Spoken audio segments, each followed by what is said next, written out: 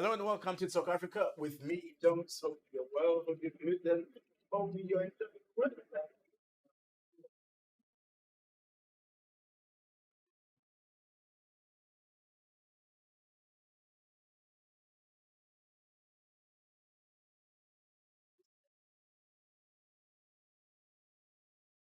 So, at the Ghana Investment Summit 2023, the Director of Diaspora Affairs Office, Office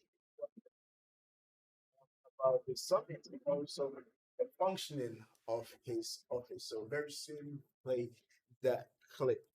Also, Kenyan content producers in Kenya are not happy about the fact that the government is looking to propose a 15% tax on the content that they produce. Plus, Ghana nurses leaving Ghana for the NHS in the UK. We're asking, is it a cause for concern or an opportunity for better services? That's what we're asking today. That's going to come on the second part of this show. Nigerians are not happy as the new president declares that there's going to be an end to petrol subsidy. Of course, Nigerians are currently facing high cost of living, where everyone is going through that right now. But Nigerians are not happy at all. So we'll talk about that more. Before we proceed any further, a quick reminder that we are streaming live on Facebook. You can also listen to us on GN Radio. Plus, this program actually gets repeated on Fridays in Ghana, ATV. So take note, tell a friend to tell a friend to tell a friend. And joining us today to discuss our topic is Julius Beluto. Julius is, of course, a journalist, a very good friend of this show. He also has his own show on Colorful Radio, talking about global politics. Plus, he's the editor of the Informer East Africa. Julius, always a pleasure to have you on the show. How you doing, sir? Great. Wonderful day. Nice weather. It's a bit more like Africa, so uh, a bit more in high spirits because, I quite like sunshine. Quite like sunshine. Absolutely, absolutely. Now, let's begin. And we begin with the story of Kenya. Um, Kenya's Finance Bill of 2023, a raft of proposal that intended to expand the country's tax net. However, some people are not happy simply because government is looking to propose a tax of 15% to target young creators, content creators using the internet. And young Kenyans are not happy about that. Let's take a quick listen to this soundbite. Not attempt, do not think, do not try to tax youths and especially online media. Do not tax content creators because you did not create them, you did not support them, you don't know who they are, you don't know their struggles, you have never talked to them, you have never called them, you've never supported them, you want to tax them. That is theft. You cannot take money that does not belong to you. Now, Julius, I always love it when we're talking about Kenya, the fact that you're Kenyan yourself. And I remember last year election when we spoke, and the now president, the new president, President Ruto, in his campaign message, his whole agenda was from the bottom up, referring to the fact that for so long, the upper echelon of society, the political um, edifice, the political structure of Kenyans has benefited, meaning the top. Everything has been top to bottom. But right now it's bottom up. And you listen to Kenyans, they're really, really not happy because it looks as if President Ruto has gone back on his promises. Oh, by the way, he's right in one way. When you talk about bottom up, I agree with him 100%. Why? Because when you talk about bottom up, it's just gone at the bottom of the echelons of society and is taking all the money down there, bringing it up. That's what it's all about. Because at the end of the day, when you talk about Asla nation, a nation that was supposed to focus on the plight of the poor, that's not happening. Listen, it's now we're talking about content creators. These are young people who are full of hope that this government will create the right environment for their innovation to thrive, for their creativity to thrive. Actually, not only that, hoping that this government will fund some of these young people. But you look at it this way right now, whatever you create, content creation on YouTube or social media platforms, this government wants to go for that. And these are young people he failed to give jobs to. He made promises, he has let them down 100% flat on the ground. And you see, it's like adding insult to an injury. Yeah, you thought it was a government of the poor, but you realize even the creation of his government, he was just creating positions for his friends. Some of them extremely rich. What business do you have to give a former governor of some county cabinet's administrative secretary position for? You go to uni, look for a young person who has never got a job, but they have the skills. So when we look at all these planning, recruiting, giving jobs, it's just been like rewarding his mates, basically. I mean, I take your point, and I've listening to young Kenyans and their frustration being, look, you've come in, not created any jobs for us. This is a niche market we've created for ourselves, and you want to tax. But on a broader scale, widen up the tax bracket. It's not a bad idea, though, is it? Somebody has to pay for it. It depends on how you do it and when you do it. Kenyans right now, under this current regime, are overtaxed. See, the thing is, this government came into power. They found, for example, ordinary foodstuffs like flour, cooking flour, all these had been given subsidy by the government, and they took away the subsidy. As a consequence of that alone, all the price commodities went shot up, all the way up. They increased so much. And every product which is very ordinary, the ordinary folks want, just like you and me, has been going up on continuous basis, no stopping. So not only food going up, petrol is going up, everything has been going up. Now, you have taxation also. When you look into this, what they call it finance bill 2023, when you look into the proposals that they are in, it's just not that great for the country. Look at increment of VAT from maybe 8 to 16%. See, anytime you increase VAT, it's got a knock-on effect to everything else. Yeah.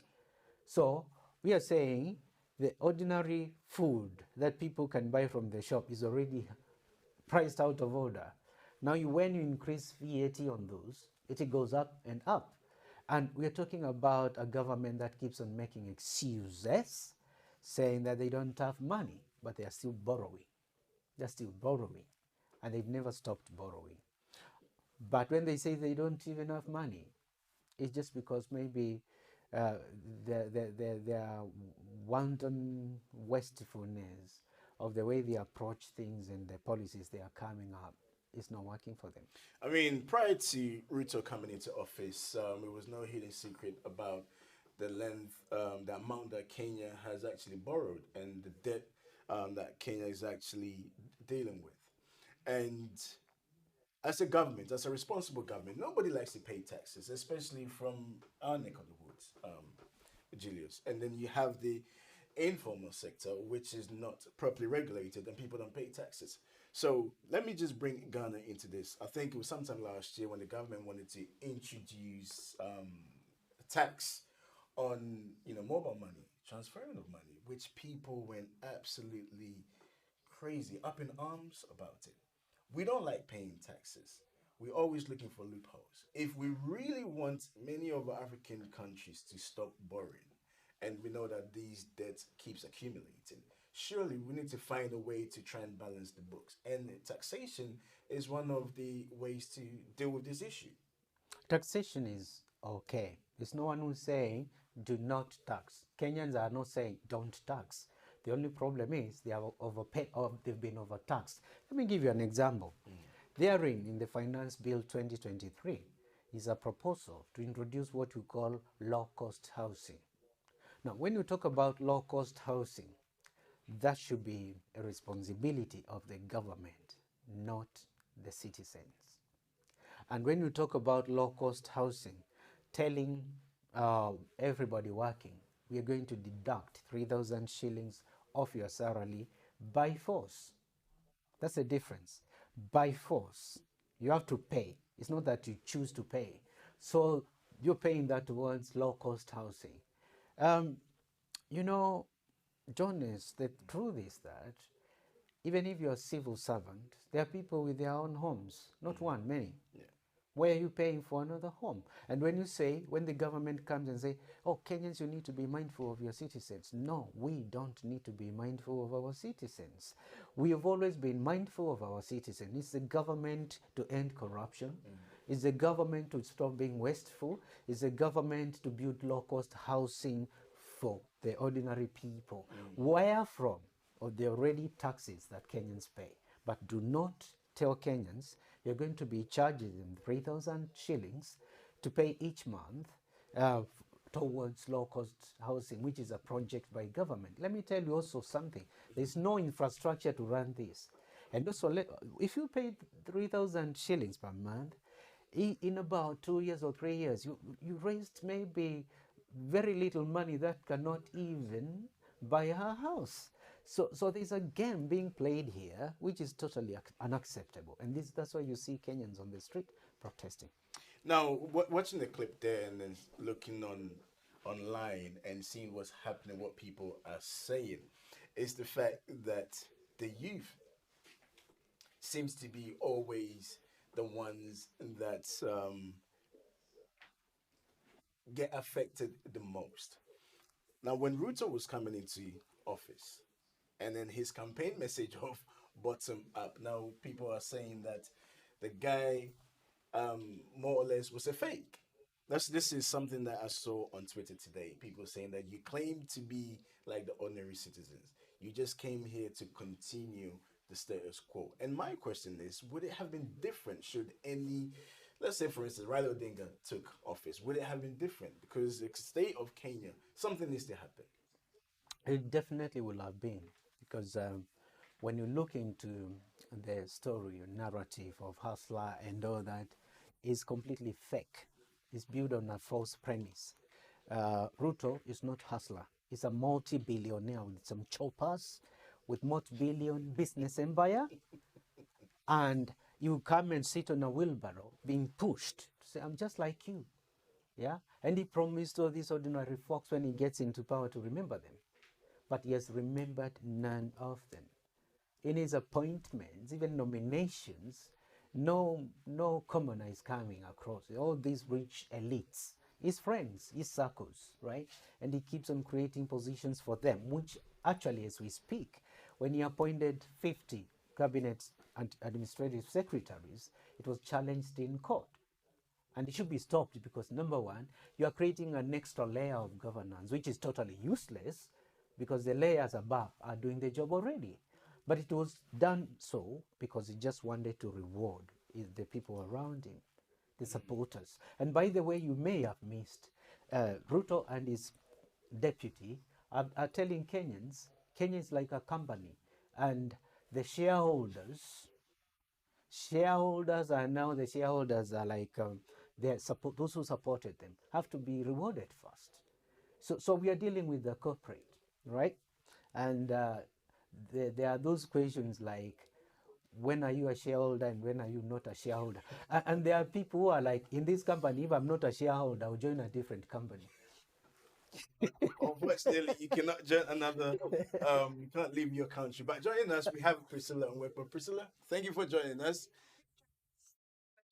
Looking very bright today, Priscilla. Absolutely, absolutely. Let me get your take on this, Priscilla. The 15% taxation on young Kenyans, content producers. We've been talking here. This is an avenue for young people. We're always talking about the lack of, the level of unemployment in many African countries, and Kenya is no different. And young, vibrant people have been able to create a niche for themselves. But here comes the big arm of the government. Hey, you guys are making money. We need some of that money to keep the country running. I mean, ordinarily, you would think, okay, it sounds like a great thing, because obviously government needs to generate income, and government is working for the people. But then when you hear the side of the young people, and their fight is that you've never done anything for our sector. We are content creators that have on our own, by our own volition, using our own resources. You have never created an enabling environment for our success. You cannot just come and demand a 15% tax, which I think is quite high. I think, if yes, the government is entitled to tax, I mean, it's a great avenue of raising money, especially within the technology sector, because they're growing, popping up all over the African countries. You'll find that there are young people that are doing amazing things, and a lot of them are also working internationally, remotely, so they're earning money. Yes, government can tax them, but don't just invade them like that with 15% at your first shot. I think it should be reasonably negotiated. We should start a little slow, maybe from 5%, and work our way up. And the whole virtue part of it, of, we're going to be using it to build low cost, and start that first and create a different, I think, structure, framework for them to be able to participate in it, as opposed to just, going in for their I'm tax. going to play a bit of a devil's advocate here. I don't like being playing the devil in any shape or form, but for this Now particular you're scaring me. Is it open? but for this particular reason, like I said to Julius here, Priscilla, we don't like paying taxes. Nobody does. We don't like paying taxes, and we continue to talk about the level at which governments keep borrowing. The money's got to come from somewhere. If we're able to, I said to Julius earlier that the informal sector is not properly regulated, right? And if we could do some sort of calculation as to how much people earn in the informal sector, we would be astonished. Absolutely. I agree with you. If we could do some calculations. I think the other reason why people are against this is because there's a lack of trust. People do not trust the government and what they're going to use the tax for. Nobody wants to pay tax and cannot see the benefit of the tax. We complain here when we're paying road tax and we're still seeing potholes and things like that. And we have a right to write and complain about that. What are you doing with my road tax that you're collecting? I shouldn't be driving my car on a road like this. So you can understand that. So I don't the government need to be able to show themselves trustworthy. They need to prove that they mean what they say. Governments around the world are owing crazy money, but when you go to a place like Japan, their life expectancy is so high. The government are, they're in huge debts, but the standard of living there is so much better. So a country like that, people do not mind paying the taxes, as it were. But then when you can't compare that to Kenya, when we can't provide the same or close to the standard, but then we want to take a whole 15% of tax and still continue borrowing, because the taxing isn't going to reduce the borrowing. That's the other thing.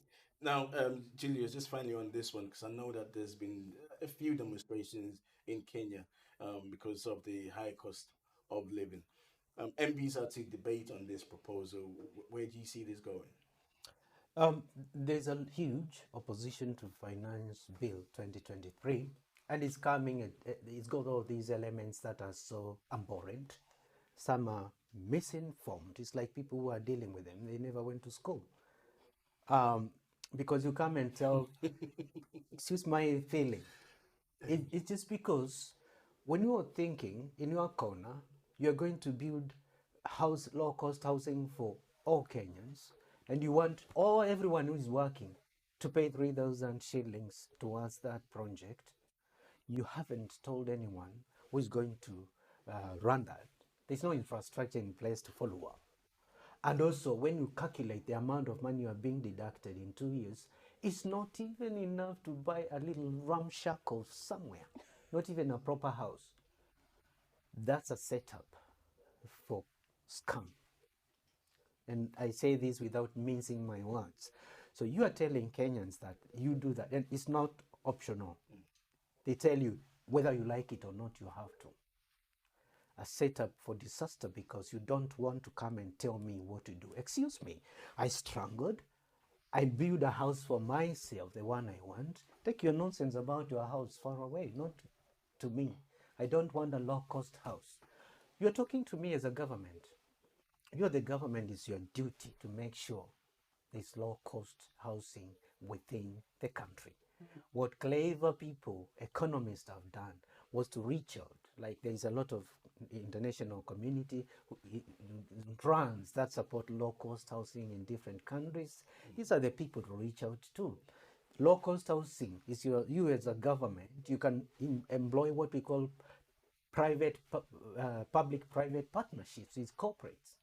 And they're willing to do that as their social responsibility, giving back to society. They won't even worry. They can say, I am this company, I make billions. I will give 20% towards low-cost housing. Why on earth do you want to come and tax a poor man? Let me give you a picture. You earn 50,000 shillings. Let's say you earn 20,000 shillings. If you go with that in supermarket, you don't buy a lot of stuff, by the way, and that's your monthly income. Why do you want to take 3,000 from that guy? It's inhumane, ridiculous, misinformed, and should not be allowed from my point of view. So when you look at that, it's in the bill. The other one is the content creators. Journalists, these are guys who are telling the government, you never knew us. You never heard of us. You don't even know we exist. You have lied to us as youths. You are going to support us. You have done nothing to help us. We are standing on our feet, struggling. I call it struggle because it's not cheap to produce any content in Kenya. It takes internet, connectivity, it takes them spending. So they are struggling to make that little video. And when you watch, they are hoping there will be likes on YouTube to help them to monetize it. When do you want to go and say 15% to such a fella? It's inhuman, totally unfounded. So as we are speaking, that has been challenged. Is this senator known as Okia Omtata has taken the government to court on those bases. And also there are other elements of the constitution this particular finance bill is violating of the constitution. At the end of the day, it's consultative. You need to talk to people. You need to, whatever you do, you need to have their consent. You don't come shouting to Kenyans telling them whether you like it or not. We can as well tell you, go away. All right. On that note, we'll keep moving on onto our next subject. Now, the Nigeria Labour Congress, NLC, and the Trade Union Congress, TUC, have suspended the planned nation strike over fuel subsidy. Now, of course, the new president, when he was sworn in, Mr. Tinubu, announced the removal of fuel subsidy, to which Nigerians were not happy. Let's take a quick listen to this report. When we come back, we'll talk more. Expensive and in short supply. Angry Nigerians criticize their new government as they lined up to buy fuel. Pump prices have doubled, even tripled in some areas following the end of a government fuel subsidy. Nigeria useless. Nigeria useless. This is a useless country. Nigeria useless country. We are useless. Nigeria, everybody are useless. You can see everywhere for yourself. Everywhere is blocked. Motor vehicles, cars are not moving. People are going for work, no queues.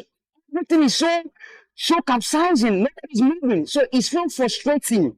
We waited for this government. Queues waiting to refill stretch for several hundred meters in some cities. Transport prices have also shot up, making life even harder for Nigerians already struggling with high inflation. But if they sell if they sell at 480 naira per litre, how do they want people to cope? How do they want people to eat? And for those earning a monthly salary of 30,000 naira, how will they manage to buy things? They want to spend the money. Previous efforts by political leaders to remove fuel subsidies have been met with anger, including in 2012 when the army clashed with protesters demonstrating over fuel costs.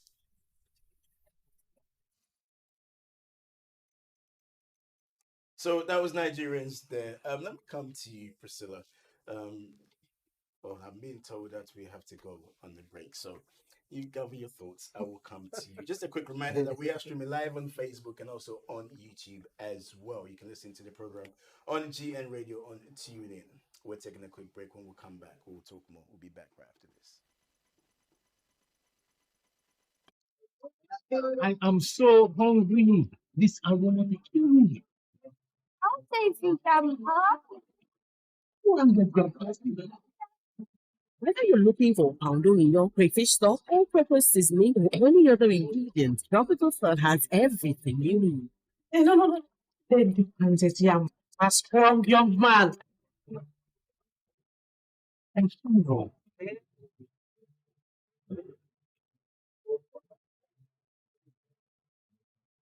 Mommy's the real hero. Tropical Salt, flavors of the world to your table.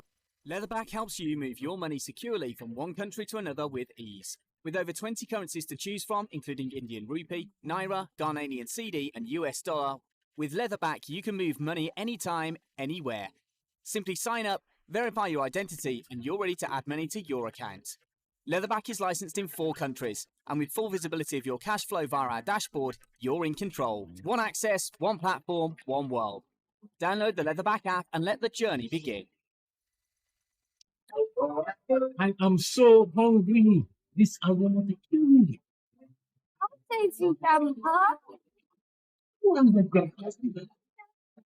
Whether you're looking for poundo in your crayfish stock, all-purpose seasoning, or any other ingredient, Tropical Salt has everything you need. Hey, no. Take the Princess Yam. A strong young man. And hero.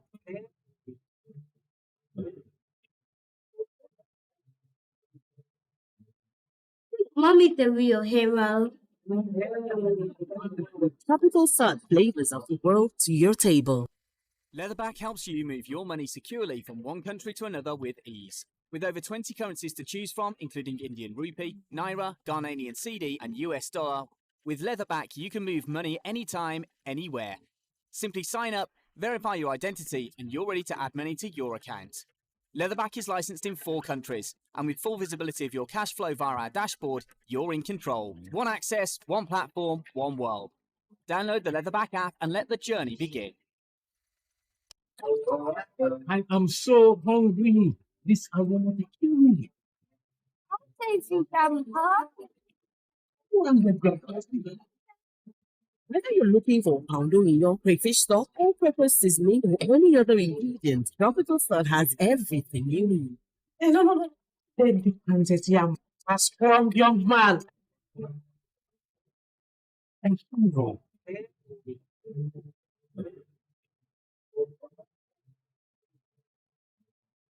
Mommy's the real hero.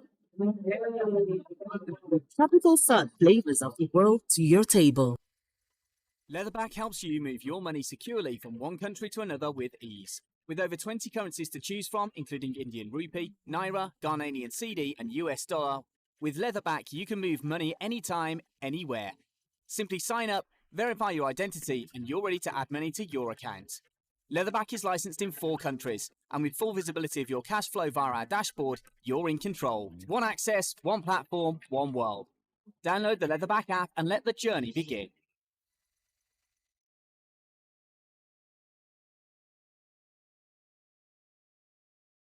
Welcome back to the program. Just remind you, we are streaming live on also live on YouTube. Plus, you can listen to us on radio.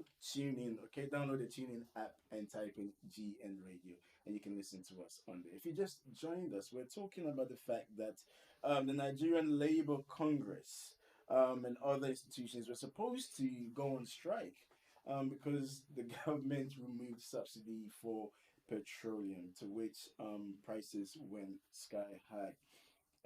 We've been told that the strike has been put on hold. Priscilla, before we went on the break, we saw Nigerians really upset and frustrated at what is happening. New president, a big declaration, but it hasn't actually gone down well. No, it hasn't. It's very interesting, this situation, because if we rewind back to 2012, the Goodluck Jonathan administration, during that administration, there was a huge protest in 2012 because he had proposed the fact that he wanted to remove this subsidy. And this protest was led by all of those who are apparently in government today. specifically Mr. Tinubu himself. He was very much at the front line. You know, they held the nation and the world to stand still for like 5 whole days. It was interesting. But I think what has been the issue with this whole subsidy matter is that there's been a real lack of understanding and education of what subsidy really is for Nigerians.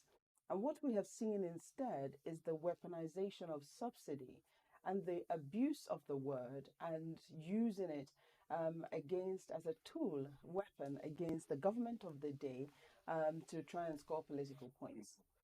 And so when he then decided that, you know, he was removing subsidy, instantly, literally that same day, you know, there was Nigerians began to, petrol stations just stopped selling. People were now hoarding. You know, people were rushing out to buy as much as they could because they knew the prices would go up. Now, what is subsidy really? What is the issue? Here's the issue. The issue is that the country, as we know, produces oil. But then we do not have any working refineries to refine our own oil in Nigeria, let alone Africa. And so the oil is taken abroad, refined, and then bought back. And it is the cost that is subsidized. And that's what the subsidy is. But then, you know, there's also the question and the allegation of corruption within that. And I was going to come to that because speaking to some Nigerians about this particular issue, their problem was people are actually collecting the subsidy, but prices are still going up. Yeah, so the issue is that Okonjo-Iweala, former Minister of Finance, you know, during, again, the Goodluck administration, she spoke a great deal within her book about the corruption that was within that sector. So in effect, she said that, you know, not all the people who claimed the payments actually were producing or supplying. Yeah. And so it's a matter of inflating. Let's say, for argument's sake, we'll say the country uses 100 barrels of fuel, but they will make a claim for, say, 200 barrels. But, you know, it's that 200 barrels that doesn't exist creates expensive, you know, the country are paying so much more, twice as much as what they need to pay. And so there lies the problem. So it's being able to address that. And how do you deal with that? Because these are cartels. These are, you know, that are responsible for inflating. And she told us how her mother was kidnapped because she proposed to have subsidy removed. And she was told that, her mother was told that, tell your daughter to stop this whole proposal to remove subsidy. Otherwise, you know, you continue to be So holding the removal of this subsidy in effect is to stop corruption. Well, it's to reduce the burden on the state. It's really to reduce the burden on the state because, like I said, from what we understand, they're paying more money than what they need to. So to an extent, it will address corruption. But then before you do that, you need to have, you can't just do it at an announcement. Yeah, and you needed to have some plans and this is where I want Julius to come in. Was it a poor judgment from the newly elected, sworn-in president? It's not. I just want to look at his own actions, whereby he once opposed the ending of subsidy, but now he's the one ending it. Pretty much ironical, but that not being the case, where we are in terms of Nigeria, subsidy is not the way to go, because number one is all the revenue is going within the marketers, just to marketers. These marketers is a huge cartels who are very powerful, connected to the echelons of power. So even to end it is not that easy. Probably it's a tall order. But number one, what is worse about it is the corruption that comes with the subsidy. Nigeria is losing trillions of money through the subsidy because the subsidy by the government, but also should be coming back. There's a lot of exploitation of oil and also inflation of the prices. And all this money that they should benefit Nigeria as a country, they are not benefiting from it. So it's a tall order, but it's worth doing. For me, I fully support the ending of the subsidy because they were not helping the country in any way. you are making the situation worse. And what about the fact that we're meant to see people demonstrating all of a sudden it's been put on the back burner for, so to speak? I mean, yes, it has. This is a regular um, occurrence, in the country. The labor unions will threaten a strike, and then they'll call them in for a meeting, and then they'll come out of the meeting and they'll call off the strike. For most Nigerians will say, well, don't trust the labor unions because they go in, this is their opportunity to get paid. If you That's what Nigerians will allege. But the labor unions will come out, and they've come out to say that they had 7-point agreements with the government involving better education, involving better rail infrastructure, involving making sure that the refineries in the country are working, and so on. So, it all sounds very wonderful, but then the question then becomes, what is the time scale? Do we have a time scale? Because when you look into history, government after government after government have always budgeted for repairs of those refineries. So how much more repair do we need to do? And how long is it going to take, and how much more money is it going to cost? It shouldn't be a lip service. We're going to repair the refineries, and then we budget huge amounts again, and then a year later we're still refinery less, and we're having to still export our oil to be refined and brought back. I mean, it's embarrassing when you think about it. I just wanted to say one point. You see, it has come time for Africa to know it's capable enough to stop depending on raw materials. So we need to be able to add value. We need to stop Ghana from giving the West the cocoa and allowing Switzerland to become the country of chocolate, but they don't grow cocoa. Can you imagine? We need to stop Nigeria from sending its oil to be refined abroad, refine it within, sell it abroad. We need to stop Kenya from maybe sending the roses to the UK. Don't forget the tea. Don't forget the tea. Kenya is doing better though in terms of tea. It's done locally. They do it. Yeah, they're doing it. They export finished tea. So what we need in Africa is all our resources, whatever they are. We need to be able, as a continent, as countries in Africa, to be able to increase value addition. Yeah. So we export finished goods, not raw material. I agree. Well, we've been talking about this for so long. The fact that we tend to import a lot of things. There's lack of diversification within, with the economy. But here we are. A couple of weeks ago, actually, it was reported that Dangote is looking to build an oil refinery. He's building in Nigeria. But then reading the article on Bloomberg, the forecast is that this is not actually going to reduce oil price in Nigeria. So you're asking yourself, we'll be talking about refinery, being able to refine these natural resources, but it's not really going to make them. I think the issue there may have something to do with capacity. Because I think he's refining something like 650 million barrels a day or something to that effect, which will not be enough to satisfy demand. But having said that, I don't think the other problem with the refinery is that even though it was, the previous president went along to, as it were, declare it opened, it's still not ready, and it's still not going to work, for, we're told, at least some months to come. It's going to take a while. So it's not ready to be able to absorb this problem right now. It's not ready. We don't know exactly when it will be ready to be able to address it. So as much as it's great, and we look forward to it because it's humongous, and we're told it's one of its kind, in the world, and we look forward to it doing amazing things.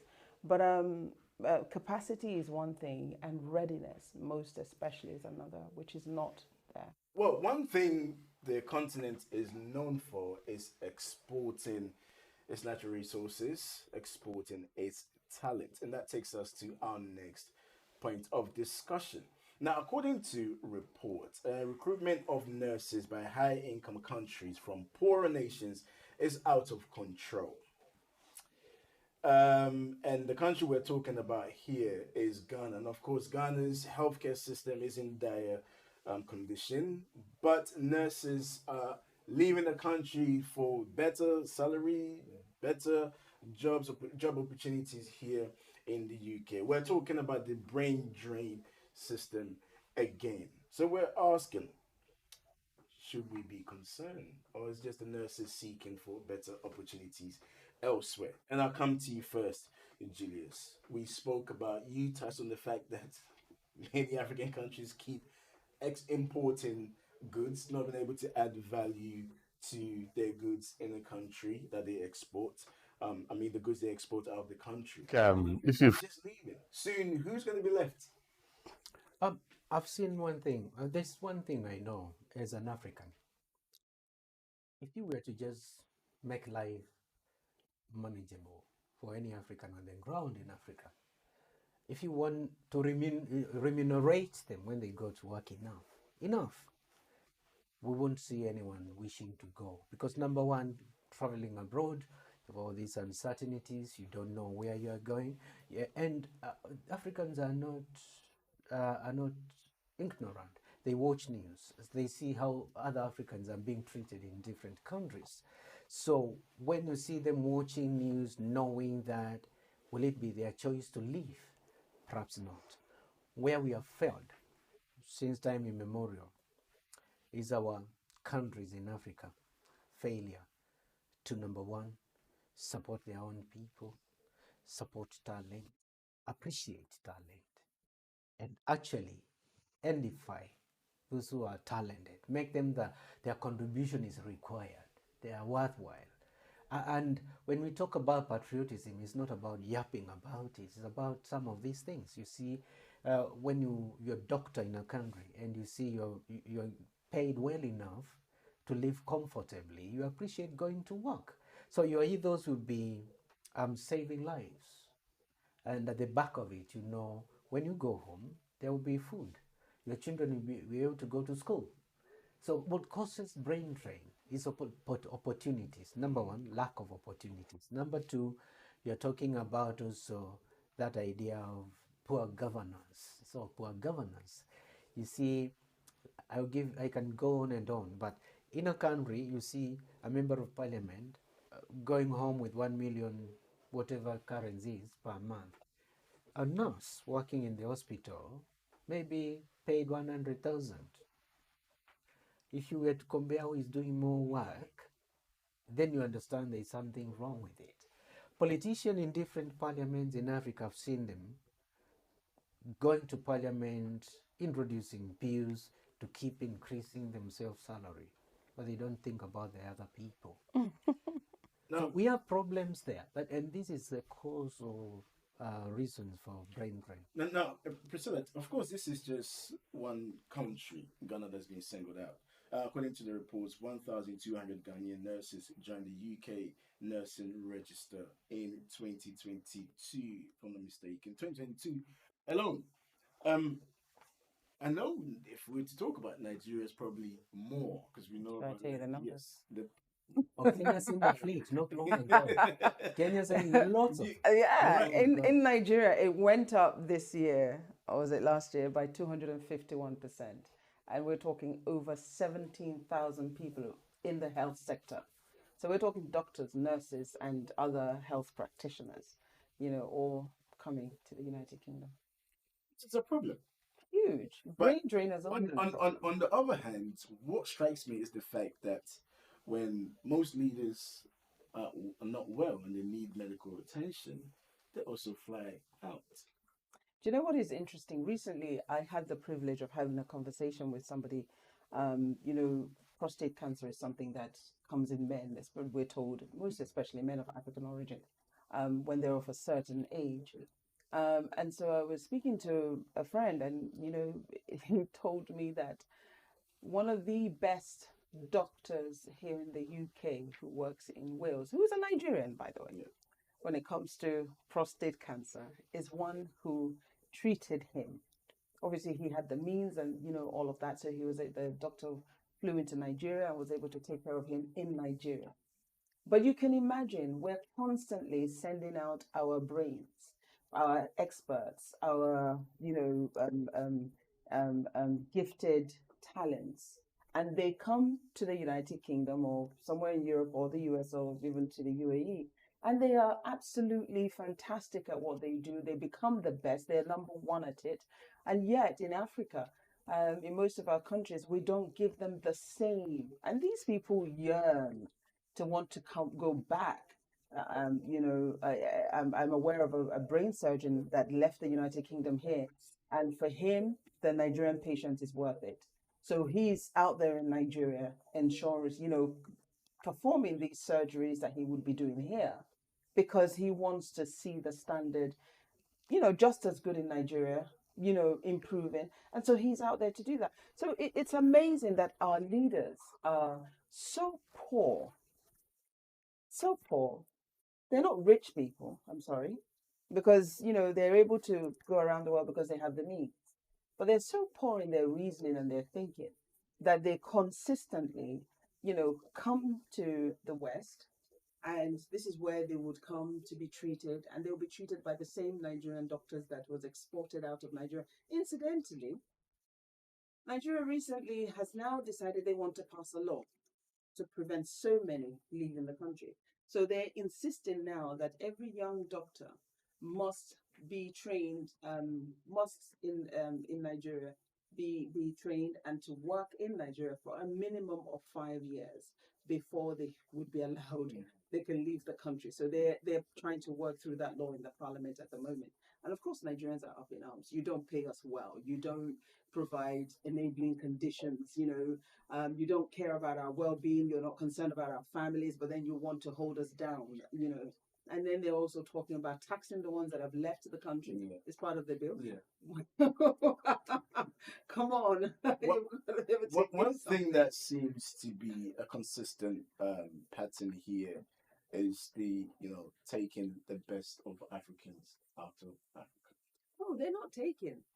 Because, Africa is refusing, or Nigeria or Ghana are refusing to appreciate, recognize, their talents and no, I understand that. But here in the UK, you hear the government of the day talking about, we want people to go back to their countries. If you want to come here, we want people who specialize in setting films. Let's not talk about the UK government. We get our professionals, the talented ones, leaving the motherland to come here simply because there are no opportunities back home. So let's leave the UK government and their confused immigration policies where it is, because 1 minute they're shouting and screaming about illegal immigration, and then the next minute they say legal immigration has gone up by 600,000. Oh, by the way, it's led by Ukraine and China, but we're going to ban Nigerian students from bringing their families. I mean, it makes a lot of sense, doesn't it? So no, let's leave that alone for a moment, because they are confused in Parliament about that. They're using, again, they're weaponizing that, as I've said here before. But I do think that the people are seeing opportunities and they're taking it. And the UK environment and, the environment abroad affords them the ability to be able to develop their skills, to harness it, to improve it, to make it the best, because, they're being provided with what they need to be able to carry out the job. It's that simple. You have young people who have graduated, young health professionals and no job opportunities. Anyway, we keep the conversation going. At the Ghana Investment Summit 2023, I caught up with the Director of Diaspora Affairs Office, Akwesi Abibio, to talk about the summit in itself and also the functioning office. I think if you follow through the deliberations here, you will realize that yes, it's post-COVID, so it is significant that every effort is made to pull the potential investors together to make a presentation for them to be aware of what is available in Ghana, the potential that exists. And it's quite obvious from what is being discussed that yes, indeed, Ghana has a lot to offer. There's so much that one can pick to do, to invest in, and to be able to contribute towards the socio-economic development of our country. In my part, the diaspora affairs is a major draw that we have to bring in for Ghanaians who are ambassadors of their own countries to be able to know about the investment potentials, about the investment opportunities, so that they can sell Ghana as much as the state officials who would also, been selling Ghana, keen to sell Ghana. So yes, everything is right for today to bring all these people together here to make that presentation to enable them to know what is available. Of course, I mean, if you come into the domain of the diaspora, which is the host country, then obviously you are aiming at the diaspora and their network and their friends and the business community that is in that specific environment. But remember, this is not being done in isolation. This is part of overall strategy, a long-term strategy that is basically aimed at getting investors to invest in Ghana. So this event is happening here today, but another event would also happen elsewhere. There's even specifically an event coming up in December that we are going to be behind it, the Diaspora Affairs, working with the GIPC, working with the community of friends coming from, the diaspora, but hosted in Ghana, which is going to be looking at the same sort of things that we've just looked at, to see how every now and then we can let people know that it is happening in Ghana, and Ghana should be the gateway for them to come to Africa as a whole. The last time we spoke was, I think, 2017, 2018. That was when the Diaspora Office was established. From then to now, what has changed? What has changed? What has changed is that fact that we have been able to done so much. We've done so many of the advocacy on behalf of the diaspora. So many institutions have come on board, and the agenda that we set for ourselves as for government agenda is now publicly owned by the general public. So most of the activities that we have been engaging on are now being run or engaged with the private sector to basically do what we have set ourselves to do. So I'm excited that the ownership of our programs has been taken up by institutions. Now, almost every notable institution that is dealing with the general public is conscious of the fact that they need to have a diaspora component and inclusiveness. So you go to the banks, they have a diaspora desk. You go to the traditional authorities, like a Garman Church Palace, they have a diaspora desk. You go to Ministry of, any of the ministries, they are looking to have diaspora desks. They are looking at registration of businesses. They have diaspora desks. You go to migration, they have diaspora desks. Foreign affairs has always had a diaspora desk at almost all the embassies and consulates. So that, for me, is an acceptance of the fact that the realization that the diaspora needs to be included in everything, in the socio-economic development, in the strategies of whatever they do, is getting through. What you're saying sounds plausible, but fundamentally, some will argue for the diaspora to be more influential, it has to go beyond just the private sector. Some will say the diaspora needs a political voice. Don't you think? I think there's work to be done in that direction, and work continues to be done in that respect. I think specifically you may be alluding to ROPA and to what the dual citizenship of the diasporans. We keep working on these things, and it is gradually coming through. I guess with every opportunity that comes for the country to amend our constitution, the opportunity will be taken to look at the dual citizenship. In regards to ROPA, we all know where we are, but for the COVID, I believe the last election would have taken the electoral commissioner would have made sure that the diasporans would have been given the opportunity. So we are still eager, we are still looking on doors to see how the next phase of any major election would be given, the diaspora would be given that opportunity. I personally believe for the smooth sailing of everything in that direction, it is important that it is preceded by the registration of the diasporans with a national ID card. which would give them the opportunity to really know who should be voting when the opportunity comes. And that is in the pipeline, and it's going to happen sooner than later. Just on that, you know, my viewers watching right now and people listening right now will think the Electoral Commission in Ghana has had ample time to put these mechanisms in place for people in the diaspora to be able to vote come next general election, which is next year. I don't think it is for the Office of the Diaspora. That solely sits with the Electoral Commissioner. The independence of the Electoral Commissioner means that they do not take directives or intervention from the Office of the President to organize elections to get the diaspora involved. That sits with the Electoral Commissioner. As at the time when they have done their homework, and we keep pressurizing on that to make sure that everything is in order, they should be able to do it. Thank you. Finally, the last time we spoke, many were skeptical about the functioning of the diaspora office. And I suggested to you, perhaps there needs to be some sort of legal instrument protecting this office for the fear of another government coming in and potentially scrapping this office. In regards to what we have been doing as a small office at the Office of the President, our work is out there for people to make that judgment. For any subsequent government that follows this government to know the worth of what we have been doing.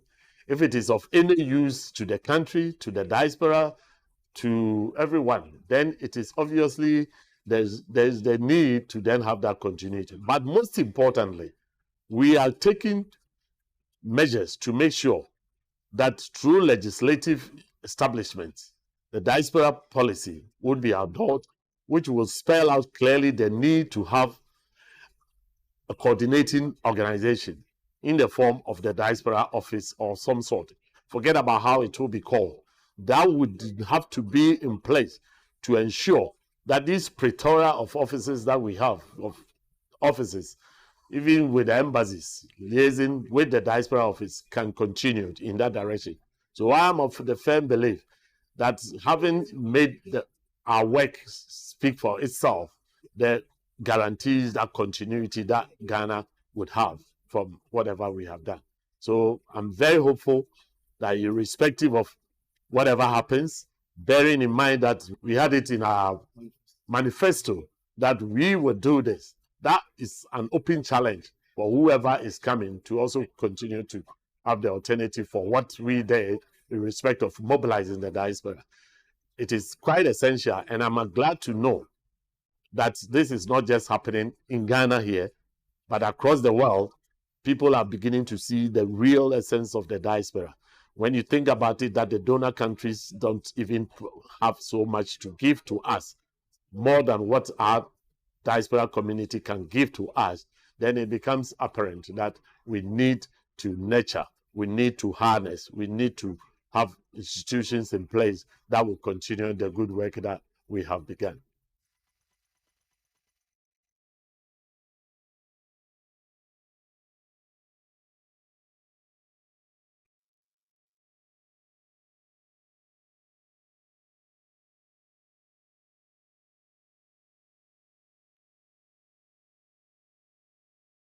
One is without an H. My name is with the H. We didn't say anything. I'm just testing. Thank you, Julius. Minding our business here. Just to be clear. But I mean, in case people are wondering what he was referring to, ROPA, which is Representation of People's Amendment Act, which enables people, Ghanaians in the diaspora, to vote. I think this was passed all the way back in 2006, and it hasn't been implemented yet. I know Kenyans in the diaspora vote because you voted yourself. Yes. For Ghanaians in the diaspora, we still haven't managed to catch up to Kenyans. You see, the thing is, I learned one thing: nothing is ever given. Talk to governments. As you see them come to London, go to US, everywhere, these capitals, you keep talking to them. They keep praising you for sending money home. It ends there. When you want to be treated as a countryman with equal rights like the one on the ground, they tend to shy away a bit. There are all these funny explanations we have seen. For example, you are not in the country. What do you know about the country? But we are living in a global world. And sometimes I found out I focus more on the country because I'm outside than the people who are on the ground. There are many things on the ground they ignore because to them are normal. But for me, I'm scanning everything because I'm away. I want to update my mind. But when it comes to can you vote? Would you know who to vote for? They're like, what do you know? You don't live in the country. And they are hesitant to give you the right to vote. So what it is with Kenya, for a long time, they've clamored for these rights. Say, it doesn't matter where I am, talk about my money, talk about me. The fact that I've gone to America, I'm working. You can work anywhere in the world, you go back home, home is home. And you're a citizen, just like any other citizen. So it's been a clamor for that for a very long time. And also consultations done, policies discussed, backwards, forwards, conducted by embassies in private places until we came to conclusion that Kenyans in the diaspora have rights just like the ones back home, and they have to vote. And the other thing was also dual nationality, whereby a long time ago, but when there was a lot of upheavals, clamor for multi-party democracy, seasoned governments in Africa tended to say, "Oh, if you leave the country, we don't trust you anymore." All that hangover is gone, and we are living at an era whereby, when you have traveled to work abroad,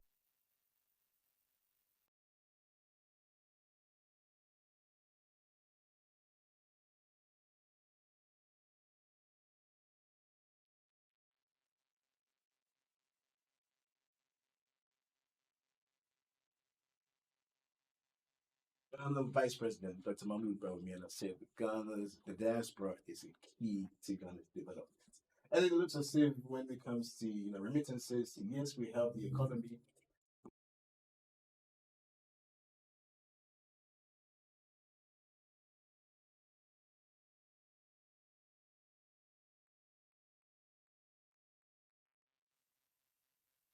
Recognize the impact of their diasporans, that they've literally created a country with their diasporans.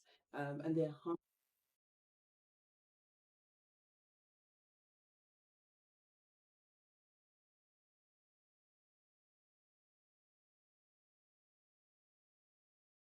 thought that our African nations would have taken a leaf.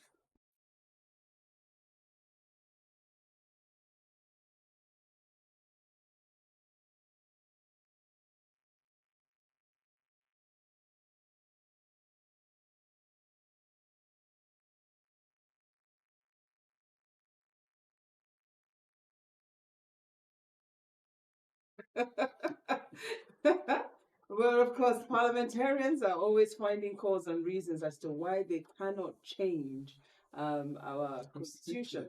Because the most interesting one that occurred in Nigeria was a few years ago. They came over here, had a conversation and all of that. And a lot of the people that were present, because I was actually out of town at the time.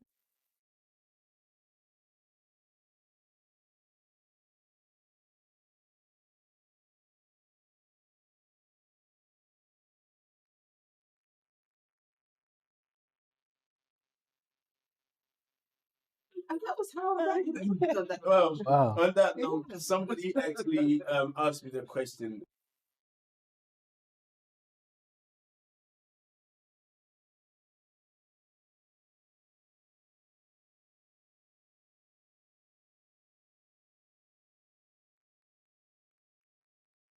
On the show today, and of course to you.